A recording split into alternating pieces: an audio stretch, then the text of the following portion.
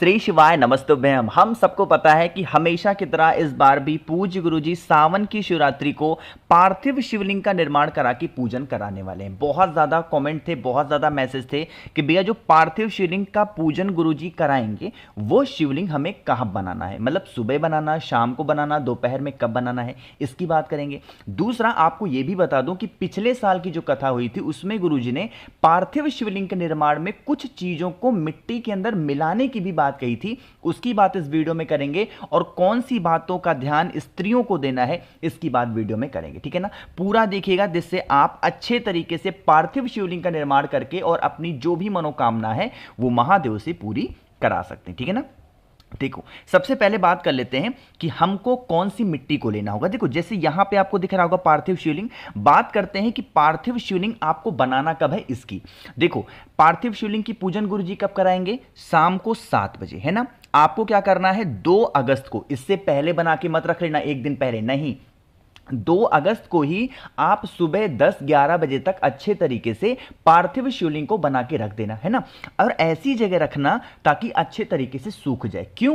क्योंकि जब शाम को आप 7 बजे पूजन करोगे, जल चढ़ाओगे, दही चढ़ाओगे, दूध चढ़ाओगे, तो क्या होगा, अगर पार्थिव शिवलिंग गीला होगा तो तुरंत टूट जाएगा। मानते हो आप भी ना। इसीलिए सुबह के टाइम पे बनाना, जिससे जो पार्थिव शिवलिंग का निर्माण आपने कर रखा है वो अच्छे तरीके से क्या हो जाए, सूख जाए, और कुछ भी आप चढ़ाएं तो शिवलिंग टूटने ना पाए, है ना। बात करते हैं कि भैया जो शिवलिंग हम बना रहे हैं क्या उसमें सर्प बनाना जरूरी है, यानी कि सांप बनाना जरूरी है? तो इसका जवाब है हां और इसका जवाब है ना। मतलब अगर आप सर्प बना सकते हो तो बहुत अच्छी बात है, सर्प नहीं बना सकते हो कोई दिक्कत नहीं, ठीक है ना। लेकिन आपको पार्थिव शिवलिंग का निर्माण शाम को 7 बजे पूजन होगी, उससे पहले 12 बजे से पहले पार्थिव शिवलिंग का निर्माण करके अच्छे तरीके से सुखा लेना, है ना। देखो अब हम लोग बात करने जा रहे हैं कि भैया चलो ठीक है पार्थिव शिवलिंग तो हम लोग बना लेंगे, लेकिन ये तो बता दो कि जो मिट्टी का हम इस्तेमाल करेंगे वो हम कहां से लेके आएंगे मिट्टी को? क्या हम किसी भी वृक्ष के ले सकते हैं, कहीं से भी उठा लें, किसी भी पेड़ के नीचे से? तो इसका जवाब है नहीं। आपको क्या करना है, आपके घर में अगर शमी का पौधा लगा हुआ हो, ठीक है ना, शमी का पेड़ लगा हो तो उसके गमले से या फिर नीचे की मिट्टी से शमी पेड़ की मिट्टी से ले सकते हो। और या तो अगर बेल का पेड़ आपके घर में है तब तो वहां की मिट्टी ले ही सकते हो, ठीक है ना। क्या करेंगे, या तो बेल पेड़ की मिट्टी या फिर शमी पेड़ की मिट्टी से आप पार्थिव शिवलिंग का निर्माण करोगे, है ना। अब देखो इतनी चीजें समझ में आ गई आपको कि निर्माण कब करना है, कौन सी मिट्टी का करना है। बात दूसरी करते हैं कि जो मिट्टी का इस्तेमाल आपने किया है, किसी भी वृक्ष की मिट्टी को जो भी आपने मिट्टी का इस्तेमाल किया है, इस मिट्टी के अंदर आपको क्या करना है, थोड़ा सा काली मिर्च लेंगे, ठीक है ना, ज्यादा नहीं, 2 से 4 दाने काली मिर्च के लेना। इसको अच्छे तरीके से पीस करके इसका पाउडर बनाना, है ना, पाउडर बनाना। और पाउडर बनाने के बाद में आपको उसी मिट्टी के अंदर उस काली मिर्च को अच्छे तरीके से डाल देना है। अच्छे तरीके से क्या करेंगे, आपको मिक्स कर देना है, ठीक है। जिससे काली मिर्च की जब पाउडर आप मिक्स करोगे मिट्टी के अंदर, तो एक तो पार्थिव शिवलिंग बहुत ही मजबूती से बनेंगे और साथ ही साथ आपकी मनोकामना भी बहुत जल्दी पूरी होती है काली मिर्च को मिलाने से, ठीक है ना। इतनी चीजें समझ में आ गई आपको। चलो अब बात करते हैं जो सबसे जरूरी चीजें हैं कि आपको कौन सा पानी लेना होगा। जैसे मिट्टी कैसे करोगे, थोड़ा सा पानी डाल के तो पार्थिव शिवलिंग का निर्माण करोगे। क्या करिएगा, आपको एक दिन पहले, मतलब इसीलिए वीडियो देखो 4-5 दिन पहले बना रहा हूं। पार्थिव शिवलिंग का निर्माण कब करना है, 2 तारीख को। अरे करना है कि नहीं करना, करना है ना 2 तारीख को। आपको क्या करना है, इस मिट्टी के एक छोटी सी कटोरी लेना, ठीक है ना। 1 तारीख को छोटी सी कटोरी लेना शाम के टाइम पे, और उसके अंदर आपको जल भरना, ठीक है ना, जल भरना, और थोड़ा सा इसके अंदर गंगा जल डाल देना। और गंगा जल डालने के बाद में इसी जल के अंदर मात्र 2 दाने चावल के आपको डाल देने, है ना। फिर इस कटोरी को उठाना और 1 तारीख को रात के टाइम पे आपके घर में जहां पीने का पानी रखा जाता हो, चाहे वो मटका हो, परिंदा हो, कुछ भी ऐसा हो, आपको क्या करना है, उसी मटके परिंदे के पास में आपको लेके जाना है और उसको अच्छे तरीके से वहां पे रख देना है ढक करके, ठीक है ना। अगले दिन जब आप सुबह 2 तारीख को 2 अगस्त को सावन की शिवरात्रि पे सो करके उठना, तो फिर आप इस कटोरी में से जो जल होगा उस मिट्टी में मिला करके और पार्थिव शिवलिंग का निर्माण कर देंगे। बात आ रही क्या समझ में? इतना काम कर लेना। अब इतना काम करने के साथ ही साथ आपका जो पार्थिव शिवलिंग होगा वो बन करके रेडी होगा। अरे होगा कि नहीं होगा, बन जाएगा ना।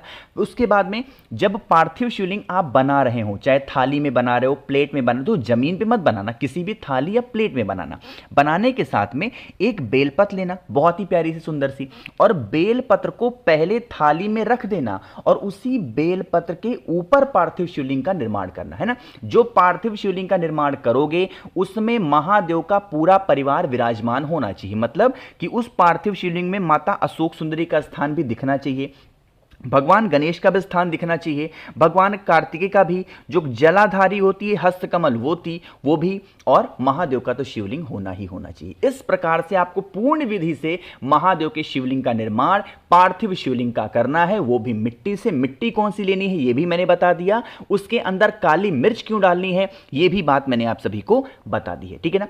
सारी चीजें आपको समझ में आ गई हैं। जब पार्थिव शिवलिंग का निर्माण आपके घर में हो जाए, है ना, आपने बना दिया बेलपत्र के ऊपर, उसके बाद में आपके ही घर में थोड़ा सा होगा जरूर, क्या होगा, पीला चंदन होगा।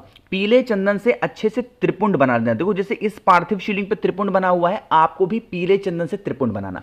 आप चाहो तो पीले चंदन से त्रिपुंड बना सकते हो, आपके पास में कलर वगैरह हो तो आप चाहो तो पेंट भी कर सकते हो, आपको और सुंदर बनाने के लिए मैं बता रहा हूं, ठीक है ना। बाकी कोई पेंट की जरूरत नहीं है, महादेव तो अपने आप में वैसे अच्छे हैं, बट आपको त्रिपुंड तो बनाना ही बनाना है ना। इतनी चीज समझ में आ गई।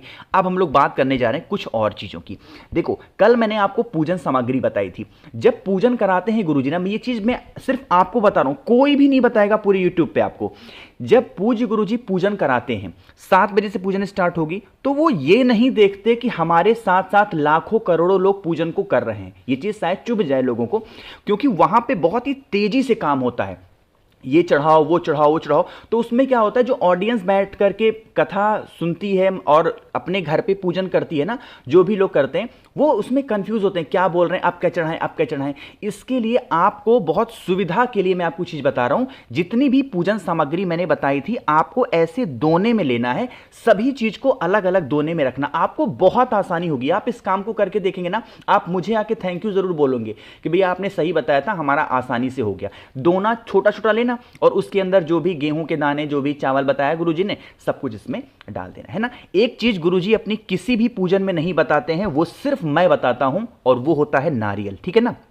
गुरुजी ने कभी नारियल की बात की ही नहीं जब भी पूजन सामग्री बताई, लेकिन खुद इस्तेमाल कर लेते हैं नारियल, और हम लोग को इस्तेमाल नहीं करने देते। इसीलिए हम लोगों को भी नारियल लेना है, और नारियल जूट वाला नारियल लेना, जो होता नहीं है घर में, मतलब मार्केट में मिलता है ऐसे पानी वाला नारियल, वही वाला नारियल आपको लेना होगा, ठीक है ना। उस नारियल को लेने के बाद में आपको उसको चढ़ाना होगा अपनी मनोकामना करके, और उसको कहीं पे भी ले जा करके रख देना नारियल को, वो तो बाद में गुरुजी बताएंगे ही। साथ ही साथ गुरुजी ने क्या कहा था पता है आपको, अभी जब पूजन सामग्री बता रहे थे कि कोई पुष्प ले लेना। मैं आपको बताऊं, आप पुष्प जितना गुरुजी ने बताया ना, उससे कहीं ज्यादा लेना। क्यों?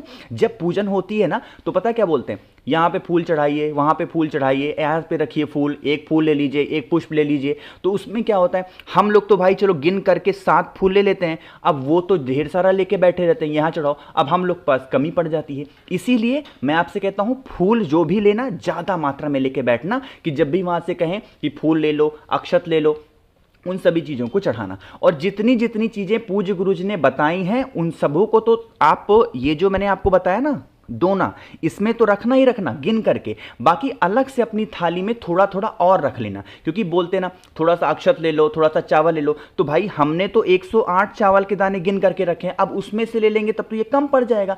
इसीलिए मैं आपसे कहता हूं कि आप अलग से भी रखना, ताकि जब वो कहें चढ़ाओ तो हम अलग वाले में से चढ़ा दिया करेंगे। समझ रहे हो ना? तो इतनी सारी चीज़ों को आप करना। और हाँ, तीसरी चीज़ आपको एक और बता दूं कि जब आप पूजन करना ना पार्थिव शिवलिंग की, तो लास्ट में पूरे परिवार लोग एक साथ हाथ लगा करके एक बेलपत्र महादेव के शिवलिंग के ऊपर चढ़ा देना, ठीक है ना, लास्ट में। और चढ़ाने के बाद में उस बेलपत्र को उठा के अपने घर में जहां रुपए पैसे रखते हो ना, सोना चांदी, उस स्थान पे आप उस बेलपत्र को रखना 11 दिनों तक, ठीक है ना। जब 11 दिन कंप्लीट हो जाए, फिर उस बेलपत्र को उठाना और महादेव के शिवलिंग के ऊपर ले जाकर के समर्पित कर देना, है ना। देखो जितनी चीजें मुझे पता थी, मुझे जानकारी थी, पिछले साल लगभग 2 सालों से मैं भी पूजन करता चला आया हूं, गुरु जी के सानिध्य में। तो इसीलिए मुझे अपनी तरफ से, मैं आपको अपना भाई बहन मानता हूं, तो बहुत ढंग से हर तरीके से मैंने बता दिया कि हाँ कैसे लेना, ज़्यादा लेना, कम लेना, कहाँ रखना। तो वीडियो पसंद आती हो लाइक ज़रूर किया करिए, ज़्यादा से ज़्यादा लोगों तक भेजिएगा वीडियो को, ताकि सभी लोग अच्छे ढंग से इस कथा को सुन पाएंगे और 2 अगस्त की सावन शिवरात्रि पर पार्थिव शिवलिंग की पूजन को कर पाएंगे। और हाँ, चैनल को तो ज़रूर सब्सक्राइब करना है। बाकी बातें करनी है आपको मुझसे फ़ोन पे, तो इंस्टाग्राम पे फॉलो करिएगा द नेचुरल प्लैनेट 108 सर्च करके। श्री शिवाय नमस्तुभ्यम।